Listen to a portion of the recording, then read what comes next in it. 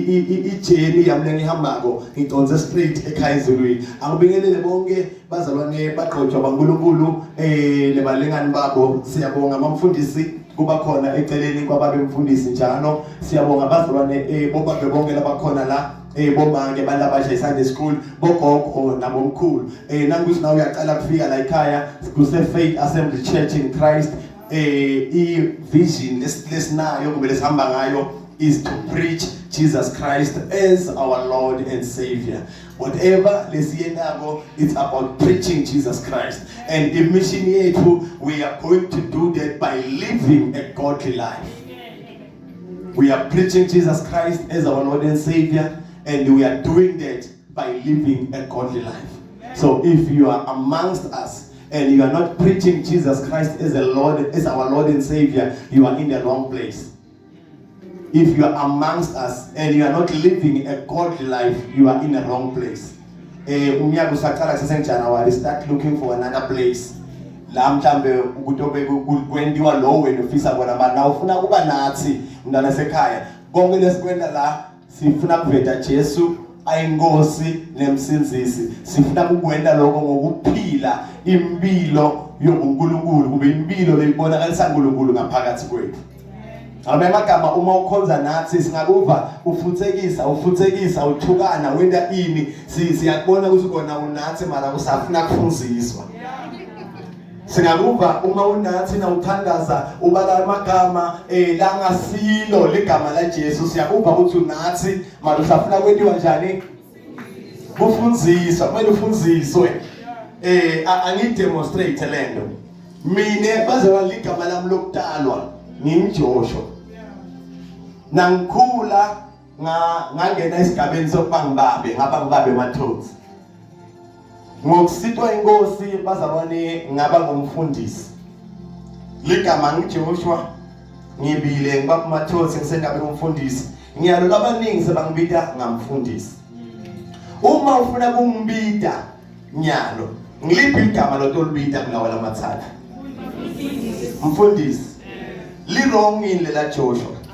Alisi wrong mara beli relevant. The time la wala manye magama sengamkhulwa. Ligama la Joshua beli relevant. Uma la wala manye magama asengamkhulwa. Once kwambulwa babe Mathozi uma udibana nami sengibitwa ngaba Mathozi uma utothi ye Joshua kimi angeke ngive ebhlungu mara nto understand ukuthi wangcina ngisengabi ngibabe Mathozi. And nanyalo umuntu odibana nami uthi baba Mathozi ngito understand ukuthi wangcina ngisenga ordainwa ukuthi sengingumfundisi. And hayi ngoba wrong na utosi baba Mathozi, hayi ngoba wrong na utosi Joshua, kodwa usuke ubita timvo lesengadlula kuto. Akusi wrong ubita uNkulunkulu wethu ngaJehova. Akusi wrong ubita uNkulunkulu wethu litsini ligama bathini mulende munye nitsini mulende ngamunye. Akusi wrong konke lokho but into lenyalo lesinike yona Philippians chapter 2 ku verse 6 lithi ngobe kuneligama laphakanyiswa ezulwini nje nawungena ligama laJehova lisasebenzi liziliphi lenkosi ezulwini sekubitwa igama la Jesu Kristu waseNazaretha. Emhlabeni alisabitwa lelinye igama, kubitwa igama la Jesu Kristu waseNazaretha. Ngaphansi komhlaba alisabitwa lelinye igama, kubitwa igama labantu bazalwane la Jesu Kristu waseNazaretha. Hence our mission is to preach Jesus Christ as our Lord and Savior. So siside kumntana sekhaya na unathi understand ukuthi bekabitwa ngaJehova asabitwa ngemaIsrael, bekabitwa ngaJehova asabitwa ngemaJuda, kodwa bazalwane nyalo sesiniketwe igama uze washo naye Jesu wathi niyoqhela noma ngabe yini, wangasho ukuthi egameni laJehova, kodwa wathi egameni lami bese nende onikelwe yona. So limandla kaNkulunkulu kumele understand ukuthi when you are praying you must pray egameni lika Jesu. When you are casting out demons kumele uwaqoshe egameni lika Jesu. When you are doing anything spiritual ligama leliniketwe amandla ligama labantu bazalwane la Jesu. Singaqala lapho kuqala before siconze kahle kahle incwadi ya Psalms 25. Asiqale lapho Philippians chapter 2 verse 6. Uyasondla asifile umalusina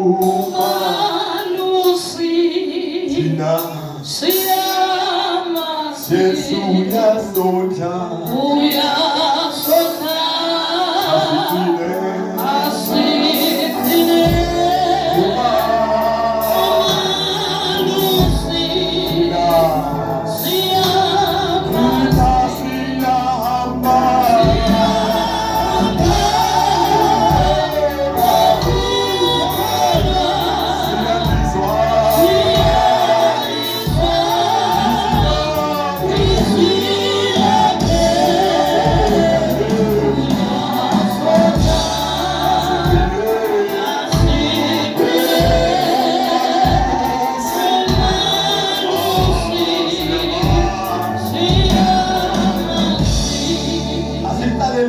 Philippians chapter 2 lokathi anesimo saNkulunkulu wangeta washo ukuthi kulingana naNkulunkulu kuyinto yekunkonkoshelwa kepha watithela wathatha simo sengcebu waba ngemuntu njengathi wathi atholakele anjengemuntu ngesimo watithoba walalela kwathi mate kwaba ngusekufeni yebo ekufeni kwesiphambano ngakho ke uNkulunkulu wamphakamisa kakhulu ngakho ke uyambhala ngakho ke iEnglish ngiyacabanga angayiphasanga ngemalengiso esikoleni ngiyacabanga ukuthi kuthiwa ngeEnglish therefore okuchaza ukuthi kukhona lo bekwenteka likhona igama lebelikhona mara ngakho ke ngoba lo sowutholakele atithobe kwendlula konke ngakho ke uNkulunkulu wabe sewumenta kanjani ngakho ke uNkulunkulu wamphakamisa kakhulu wamenta wamnika libitho lelingethulu kwamabitho wamnika libitho lelingethulu kwabamlende ngamunye kwabeJehova kwabamvela inqandi kwabobani wonke lamagama lesowatiko lesiwaphakamisako leli verse lithi uNkulunkulu wamnikela igama lelisalime ngetulu kwawo konke hayi ngoba arongo uma ngabe bekarongo belitosho leli verse kuthi ngobe bekarongo kodwa wanikela igama lelingetulu kwawo onke niyamathi onke onke nabathi onke ayikho lesalayo leligama labangetulu kwawo onke emagama ingabo neligama lami Joshua uma sesifika labanye bathi kaMathonsi la la kusikaMathonsi kuse Faith Assembly Church in Christ ngoba yakami igama lesibongonyana sami akubelanga sonzele ngoba waphakanyiswa wabangentulu kwawo onke emagama akunenzaba nokuthi la wena ukhonza khona niphakamisa igama lenqeku niphakamisa isibongo senqeku niphakamisa igama lamaphoyisa akunenzaba nalokho mara liBhayibheli lithi waphakanyiswa kuwo onke emagama amagama esontweni ungasifikile nje njengoba sinje ungasibonga lingaveli leligama lamfundisi kumele kuthiwe sibonga Jesu ngoba laphakanyiswa waba labangetulu kwawo onke emagama Kube kuze kuthi ngelibito la Jesu kuze kuthi ngaliphi ibito ngelibito la Jesu uma wesabe igama lemandla liqoshe amadimoni liphilisa tifo litsabula yonke imikhawulo lifashe emabhodlela lenta timama ngeligama labani la Jesu Sunday school ngeligama labani la Jesu ngeligama labani nana la Jesu yebo ngeligama la Jesu ngeligama la Jesu kwendekani ematholo onke akupe kuphi alabasezulwini ezulwini napita igama la Jesu yale wathi ngegama likaJesu yaguga noma bedibana nayiphi esidalwa lesisezulwini wathi ngegama likaJesu siyaguga hayi ngoba bazalwane bakilimele kumethana leli gama laphakanyiswa uNkulunkulu wathi ezulwini ushaya command and instruction a directive yokuthi once kwathiwa ngegama likaJesu yonkinto benyamathono iyaguga kuphi ezulwini. Who are you? Utolithathela phasi eligama usemhlabeni ngoba ezulwini amathono ayaguga. Wathiwa ngegama likaJesu noma ngabe bebabhizi bendani noma ngabe bebendani wathiwa ngegama likaJesu. Amen. Ezulwini bese uthola umuntu le azanyelwa uNkulunkulu umphefumulo kakhulu ephefumula uma kubitwa igama likaJesu umbone ingabona abanye senibathethise kaningi la kuthi masilaye ke la lendele kubamba ama cellphone unless ni busy nibuka livesi uma sila sikule indzawo lapha zalwane uma unaka lithi iBhayibheli ngale ntathi khathi asahlale ekhathi ethempelini ebhokisini lesivumelwano lithi bekuba nendzawo le icourtyard kube ne holy place kube ne holy of holies lithi umpriest ku-holy of holies bekangena kayi-1 neminyaka nakhona naye abamthembi bamfasele iketane enyaweni ukuthi uma kungeneke afe ngale bamdose ngeleketane ngoba this place abantu ekhalakho mara this place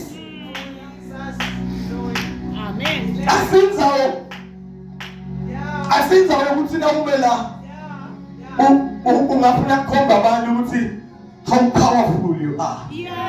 Asinzayo ukuthi ungafuna kukhomba abantu ukuthi wena how managed you are. Your material possessions ukuthi sikhombe ukuthi wena umbani la ungasila sonke bazalwane siyapower. Nasila ingabo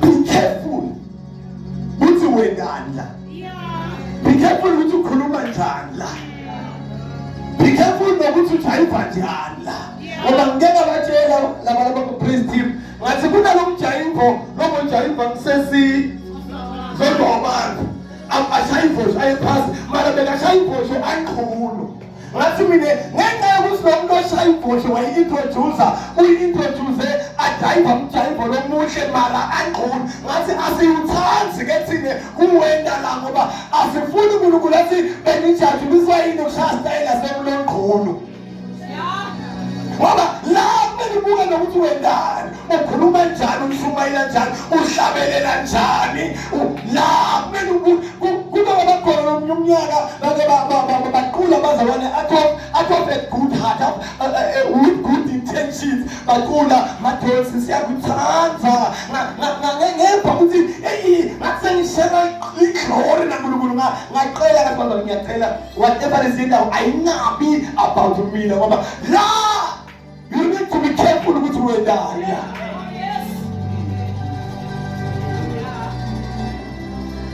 Ngiyanive nje noma ngabe senikwathiselela ngaphandle into ekufakaza bazalwane ngimjolisa ngamathonsi ngiyamfoka uNkulunkulu bazalwane mina nginesuti leyi-1 lebrown futhi anginenzaba nemuntu ukuthi uthini yami lesuti yami mnasekhaya abakhuluma letishayshu lele la kumele ube sure ukuthi wendani.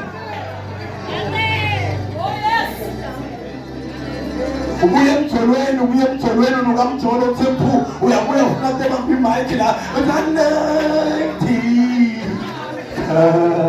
lami ifole kuyi-anointing ubuye emjolweni be careful ukuthi wendani la nalabanye abatshela abakula praise ngisinawuletha inkinga mntasekhaya ungayilathimele and nani ningabona umuntu we-praise team emele amyekele angathi nitshelwe ngibani ukuthi ningambona sengimgijimisa ngemali nitshela ngoba mina babu wabo ngiyabatshela uma ungasiranger sikufuni lamela la mani la bese nina nimgijimisa ngemali nina asimane kanakabeli nayimani nomuntu uyadada ukuthi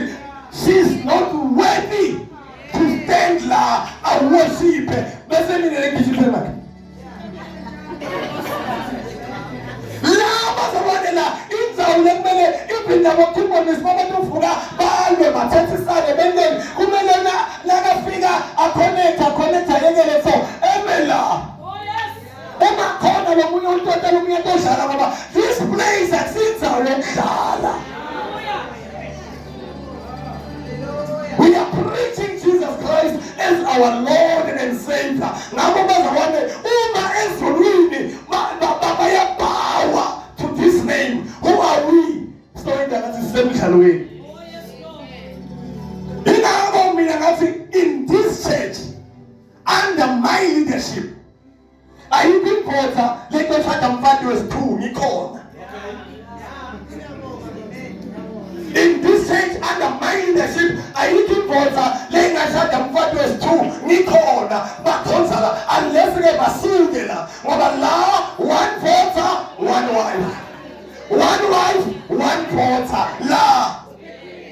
And I ngoba ngumthetho wami kusolive la nkulunkulu 1 Corinthians 7 verse 1 and 2 ngenxa yobuphingi ngileyo naleyo mfotha ayibe nemfati munye ngolona leyo mfati akabe nemfotha yinye. Ingakho la akungena mfati agqoke libhruku la akungena make ahambisa amathanga ahambisa amabele ebaleni la akungena mfati lekayohamba qhulu ngoba imfotha noma shumela kusukume tishotsha yabona umfana ingquni iyalimala. Ungabe baba diyena bathani I'm filled with the Holy Spirit. Impotha mele uyivikele ngokuthi uma ikhombe lekumele ingakuboni. Nami akufuna ibona lekumele nginawami nkosikazi nafuna bona bona nginawami nawe manje unayakho impotha nawe baba unawakho nkosikazi. Yena ngqokile ukuthi intempema phambi kwabantu kumele kubonakale ukuthi noma bele uthoma phambi kwabantu ngoba nathi ngoba besiyagqoka inyavanyaza baqalile ukuthi namhla sekucela uthatha inkonzo yomnikelo ngizocela ukuthi inkonzo yobufakazi so umile la utithaithe yonke indawo kuyabonakala ukuthi imaseli nali kuyabonakala ukuthi six pack yonke into yakho isebale akumelanga sikhombise bomake nathi kabuhlungu. Manje siyofika manje lapha kutaka siyofika kwaMahungu tethele ezulwini nakuphi nalabo basemhlabeni ngithi lapho sesiyadlula nakuphi nalaba ngaphansi komhlaba nalento mtshela nalabo mamlambo lokhetha kubo nalabo dokoloshi lokhetha kubo uma ufuna ukutrya ukuthi abodokoloshi bakho abasebenzi come to me come and test me namanje if ukuthi you are so powerful okay dlula udokoloshi test me now. You will see ukuthi noJesu lenaye akasabi dokoloshi akasabi mamlambo akasabi muthi akasabi noma ngabe yini lokuthembile nangaphansi komhlaba lathi piwa khona mntwana esekhaya lathi lanzwa khona ekhathe emandini lathi lanzwa khona wathi ngafika mina Joshua Mathosi neligama la Jesu ngasi ngegama lika Jesu kuguqa imithi kuguqa abodokoloshi kuguqa abamamlambo akukho nakunye lokungema egameni leJesu kumelane nalo umbhoshongo waNkulunkulu wabebaceleni Dagoni wavuka shungumile akukho lokungema kube ngetulu kaNkulunkulu.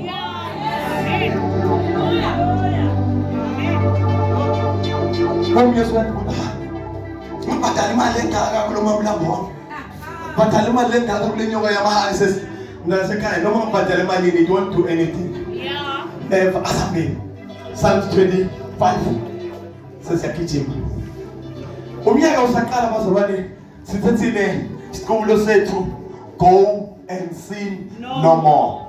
Njalo umnyaka lo sihamba nebandla lingasendi lokusono asenza bakwentolo but from today going forward go and sin no more. Hamba ungasoli isiqubulo sethu sikuJohn chapter 8 verse 11 mara ngalo sifuthi incwadi yeMahungo 25 siyaqala kufunda kuverse 1 Mahungo 25 siyaqala kufunda kuverse 1 siyonke into lesiyentako silwela kuhamba singa asithe nalabo bebangekho lasijula umnyaka sihamba kulomnyaka asendi tono Ungahamba nje umuntu athi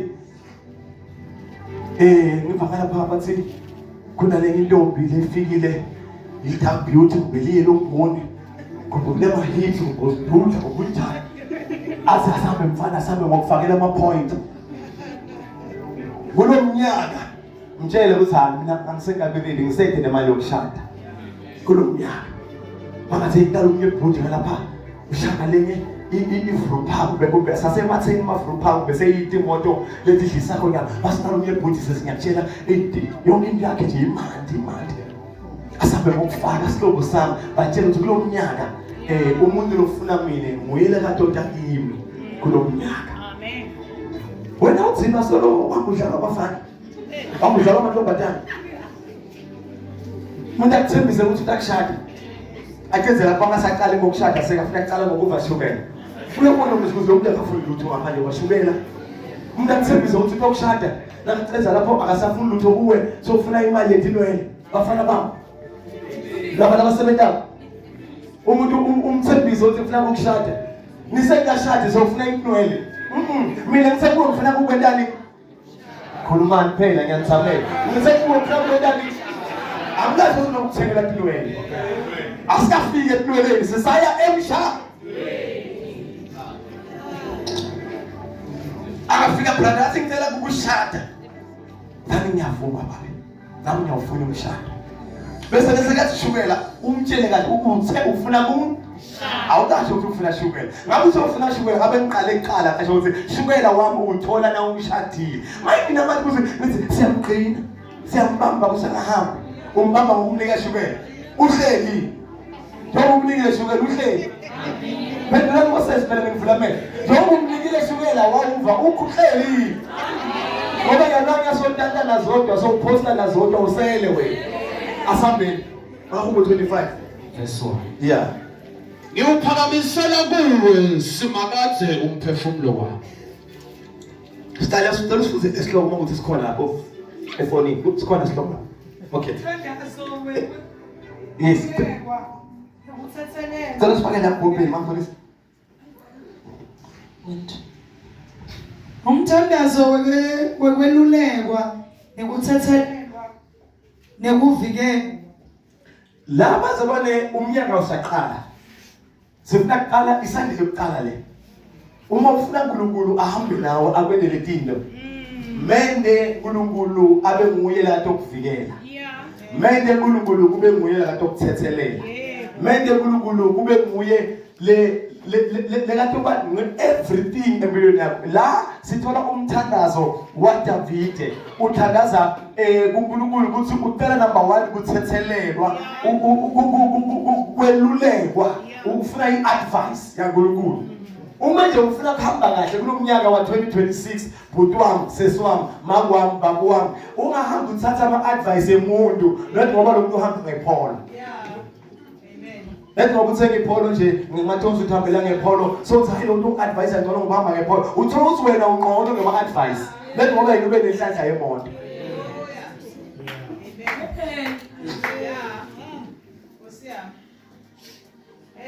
niyekele ke nani bomakele nishadile kuthatha ama advice kumuntu lo solibuya ngoba azabe libuya nje akasinelathi libuya azabe libuya nje ngoba yena ama advice akhe leka kunika wona amhlulile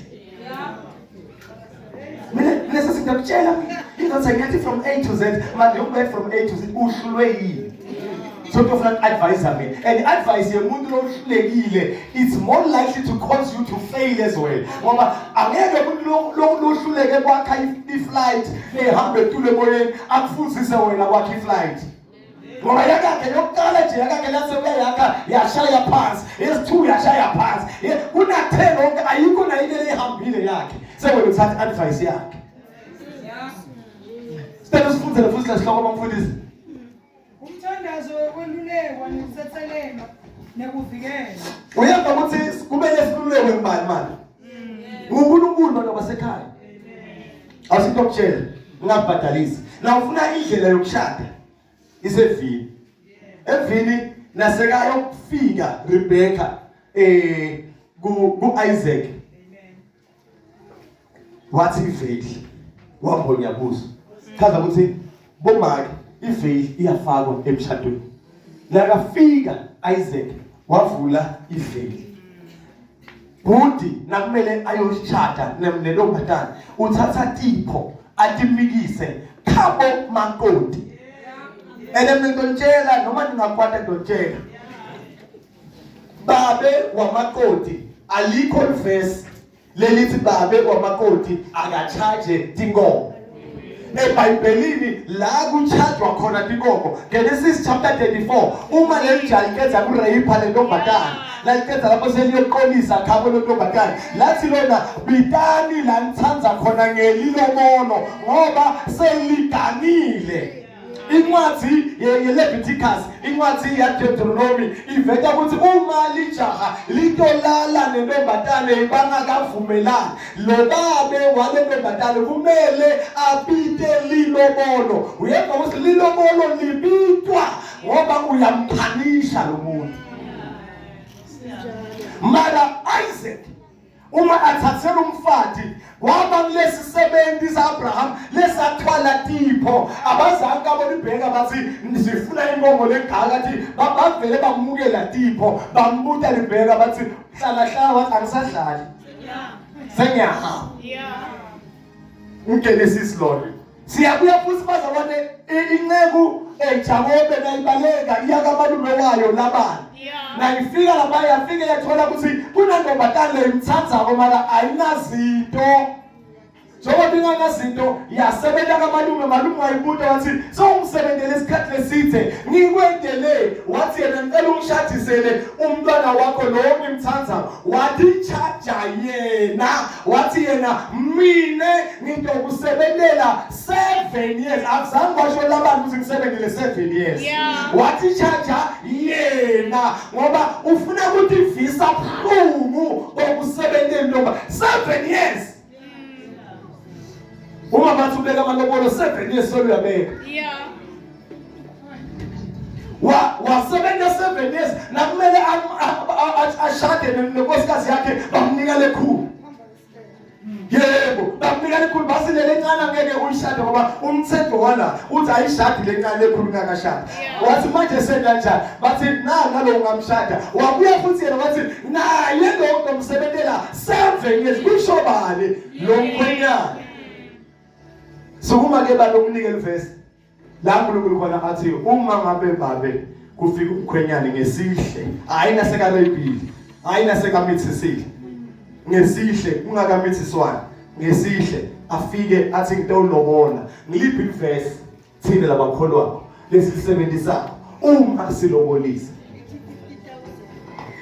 wena unaliphi ilungelo lokuchaja umuntu waNkulunkulu we umuntu lodaba uNkulunkulu wena kube ngibona ukuthi lo mntwana nami lokufuna 50,000 ngoba thina we are living a godly life which godly life instruct you kumbe advise you ukuthi uchaje ukuthi ngifuna 100,000 kulo ngiyanthiphisa baba mina wamntwana uqala ngachaja bengisengavuleka imehlo wesibili ngifuna lo mkhwenyane athamge yena kube nguyile kathi vise ebuhlungu yena.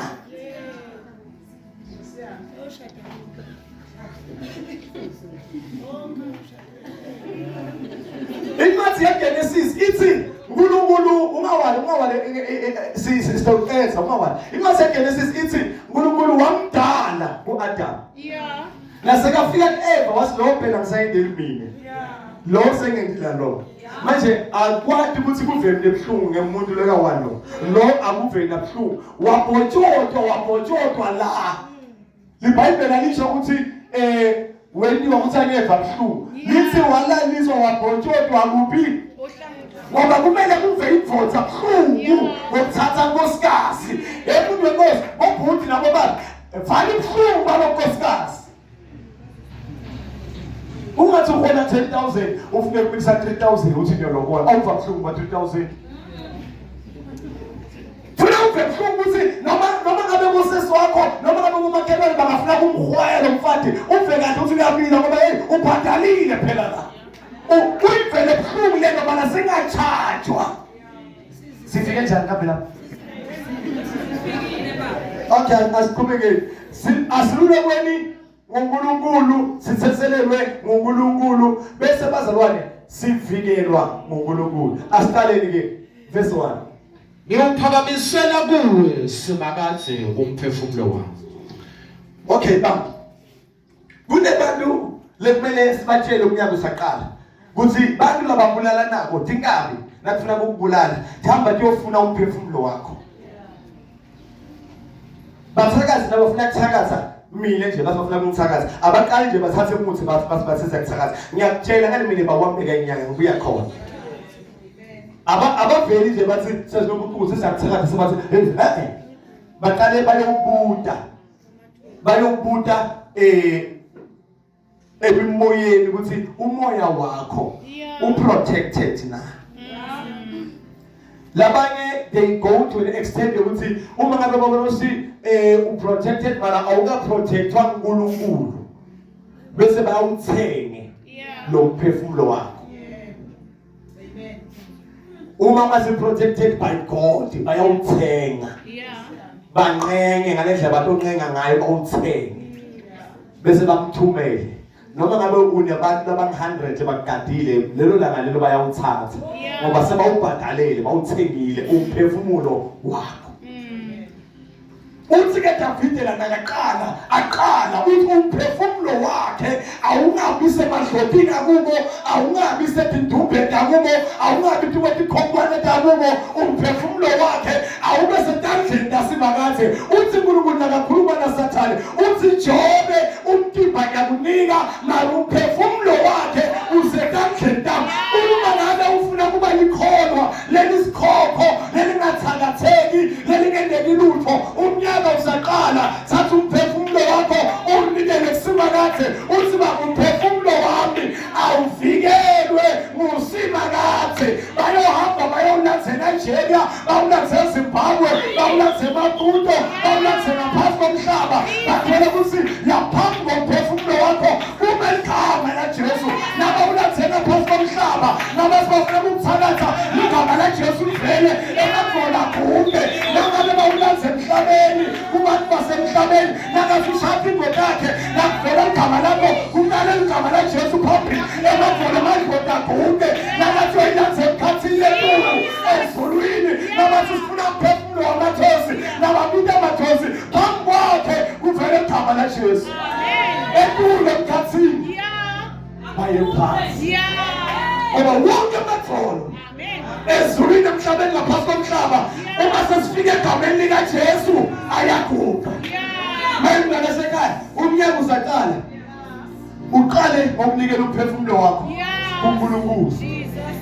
Uthi Jesu thatha umphefumulo wakho awuvikelwe kuwo. David akazange wasithatha imoto yakhe, akazange wasithatha amahashe akhe, akazange wasithatha amakamela akhe. Ngoba thina balamalanga umthandazo na uvala amehlo loguqa uthandaza embabeni yayile moto ngaphandle Nkosi babefikele ukhohliwe ngomphefumulo wakho. Amen. Phefumulo wakho uvikelwe yini? Yile ivikele umphefumulo wakho. Amen. Uma ngathi sabela umphefumulo uyabitwa namhla yile ivikele umphefumulo wakho. Uma ungathi mzasekhaya before sihlala phansi kumele ube uphakamise isandla uthi babe vikela umphefumulo wakho. Uthi David umphefumulo wakhe unikela kusimakade. Wena isikhathi ngicela kumala bekumele siqhubeke until verse 8. Cela kumala bakhona umnyaka usaqala bathi umphefumulo wakho awuvikelwe nguwe. Naye Jesu elele umphefumulo wamathola naye Jesu uma sekalenge siphamba kwini wakusho konke ekugcineni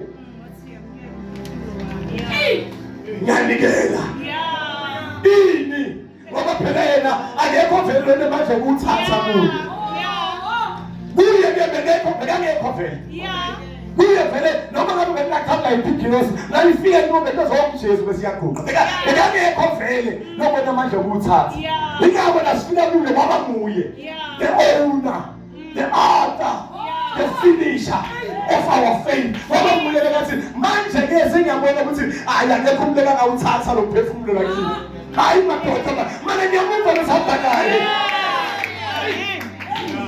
Bekangekho lo ngawuthatha ngoba nguye lakathi sengiyawuthatha mina mathupha esandleni sakho babe sengiyawunikela ngoba lithi bebafake tipikile umtimba wonke uphefumulo soluhleli baboboda skali labayatima i-medicine nabo bonke lokhu ababiology nanani they know ukuthi once skull is a cracker ingadi yamixana ne-brain akupheli masekedi mangaki you are gone kuye babhoboda ingadi yakungena yamixeka ne-brain wanokamile babethela tipikile kanje babethela nasetinyaweni wanokamile umuntu bamgwazela yi-1 nge-3 star kumbe ngerambo bakayi-1 ethi mbambili ingadi iphume afe same time kodwa yena babethela etinyaweni wanokamile bathatha sikhali bahlaba sangena la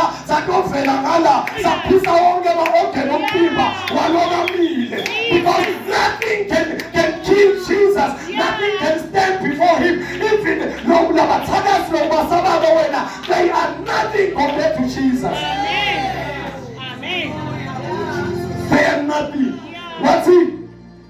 I am the owner. Yabemphefumulo. Ngamuke ngiyawubeka. Uthi ngiyawubeka. Akasho uthi ngiyafa. Uthi ngiyawubeka. Ubeka uphi? Ethandeni yakho. Asibeni ngithi ngiyafa.